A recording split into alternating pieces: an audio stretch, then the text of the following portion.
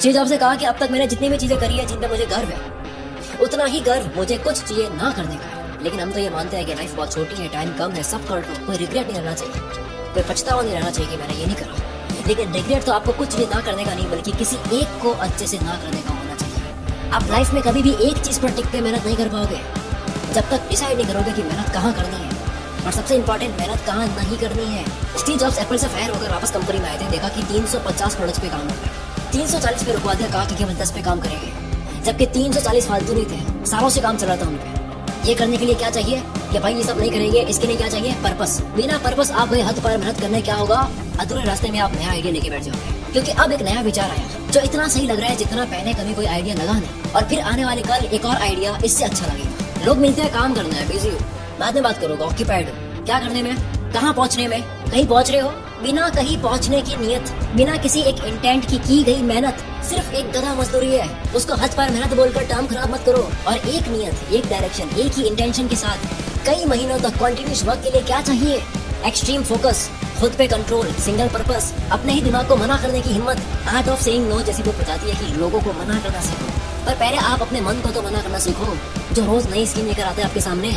इस shiny object syndrome से तो बचो पहले, इस मिराज से, इस छलावा से, जो रेगिस्तान में दूर से लगता है कि पानी है, पर पास जाओ तो धूप से मिराज दिख रहा है केवल। इंसान को दुनिया के हर धंधे में पैसा दिख जाएगा सिवाय खुद के। जब समझ आ गई बात कि 6 फीट का एक खड्डा खोदता है, फिर क्यों 2-2 फीट के 3 खड्डे खोदने लग जाते हैं, क्यों सिर्फ 2 फीट का खड्डा खोदते ही नई जगह देखने लग जाते हैं। फिर क्या तो रिजल्ट नहीं मिला, भाई मैं तो रोज छत पर मेहनत कर रहा था, एक दिन नहीं छोड़ा मैंने, कहाँ कर रहे थे, लेकिन किस डायरेक्शन में कर रहे थे। आज के इतने ऑप्शंस की दुनिया में जिसने खुद को जीत लिया सिर्फ एक करने में, उसकी मेहनत के आगे 100 लोगों की मेहनत भी कुछ भी नहीं है, क्योंकि उस इंसान के साथ आइंस्टीन के अकॉर्डिंग दुनिया का 8वां अजूबा है कंपाउंड इफेक्ट। सब जानते हैं इसके बारे में। हर एक डिसीजन, हर एक निर्णय कहीं ना कहीं ले जाता है, हर एक एक्शन, हर एक विचार को दी गई वैल्यू।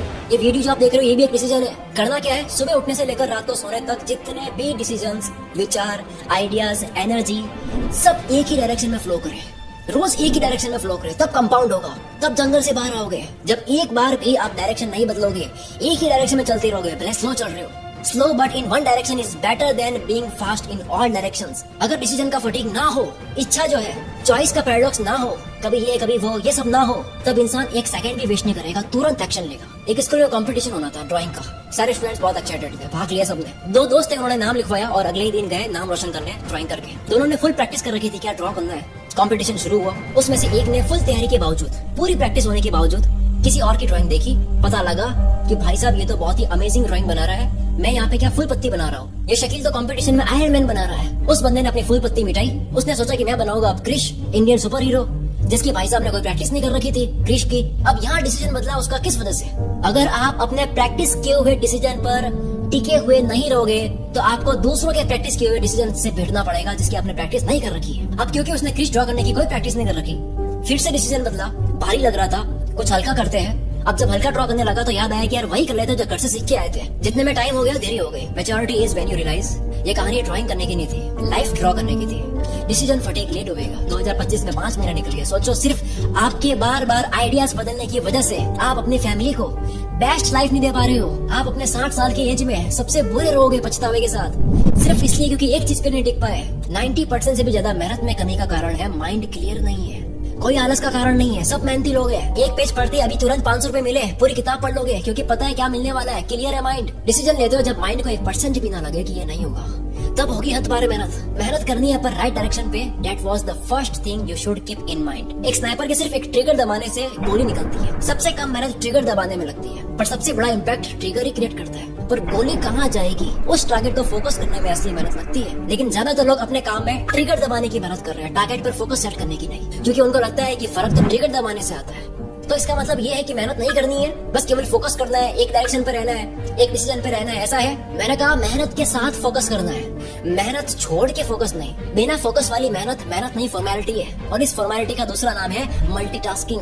किसी काम में एक्सीलेंस हासिल करने से दुनिया याद रखती है, आपका काम दिखता है, वरना मल्टीटास्कर से तो दुनिया भरी पड़ी है। लोगों का दिमाग पहचान लेता है कि आपने ये काम मन से करा है या भटक के करा है, फोकस से करा है या मल्टीटास्किंग से करा है। मल्टीटास्किंग यानी कभी इधर कभी उधर भटक के काम करने से न केवल काम बल्कि दिमाग भी डैमेज होता है। फोकस का मतलब क्या? दिमाग की हेल्थ, जिसमें 8 करोड़ 60 लाख सेल्स होती है। ये च्युइंगम जैसा 2 कानों के बीच खोपड़ी में भरा हुआ मांस। ये इंजन खराब होता है जब बार बार गियर बदलते हो। फिर सर्विसिंग आती है। बार बार गियर बदलने से, बार बार काम बदलने से दिमाग ही नहीं बल्कि फ्यूचर भी खराब होता है, क्योंकि फोकस एक फ्यूचर है। दुनिया कह रही है AI is the future, crypto is the future, NFT, metaverse, electric vehicle, quantum computing, bio hacking, no code tool, कोई भी टेक्नोलॉजी, ये सब फ्यूचर है। पर डीप वर्क और फोकस्ड माइंड रियल फ्यूचर है। लोग चौड़ दिखाते हैं मैं इतनी चीजें एक साथ कर लेता हूँ, कुछ नहीं होगा, मैं सिर्फ ये कर सकता हूँ, ये फोड़ेगा। इसके ऊपर रिसर्च ही रिसर्च है कि एक वक्त में 2 काम करने की कोशिश करना, ये आपके फोकस का सबसे बड़ा दुश्मन है।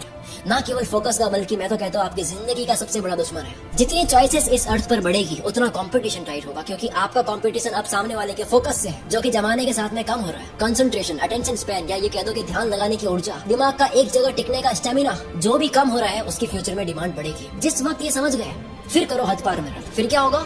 फिर आपकी अंडरस्टैंडिंग अलग होगी, इंटेलिजेंस लेवल हाई होगी, चीजें फास्ट समझ आएगी, रिकॉलिंग पावर तेज होगी, टाइम पे सब कुछ याद आएगा, क्रिएटिव विजुअलाइजेशन होगी, आंख बंद करोगे अंदर की दुनिया दिखाई देगी। 10 घंटे का काम 1 घंटे में होगा। थिंकिंग पैटर्न्स बनाने लग जाओगे, हर सोचने के तरीकों को नाम देने लग जाओगे, खुद की एक लैंग्वेज होगी, थॉट्स कंट्रोल में, ध्यान कहाँ देना वो एबिलिटी आपके हाथ में, पीस ऑफ माइंड आपके हाथ में होगा, परेशान करने वाले थॉट्स से आजादी, कौन से विचार की सीढ़ी लगाई आप चूज करोगे, आप डिसाइड करोगे, सेल्फ कॉन्फिडेंस बढ़ जाएगा, इनर स्ट्रेंथ बढ़ जाएगी, विल पावर बढ़ जाएगी, दृढ़ निश्चय करने वाले बन गए, ओवर थिंकिंग रुक जाएगी, टालने का कीड़ा मर जाएगा, जीवन अच्छा लगने लग जाएगा, हैप्पीनेस बढ़ जाएगी आपकी, स्ट्रेस खत्म हो जाएगा, मेहनती मजा बन जाएगा, रेस्ट चाहिए नहीं। ये सब जब होने लग जाए आप मेहनत में खो जाओ, आपको पता ही नहीं रेस्ट क्या होता है। वही रेस्ट है, काम ही मजा दे रहा है, क्या रेस्ट लोगे? क्या तब भी रिजल्ट्स नहीं मिलेंगे?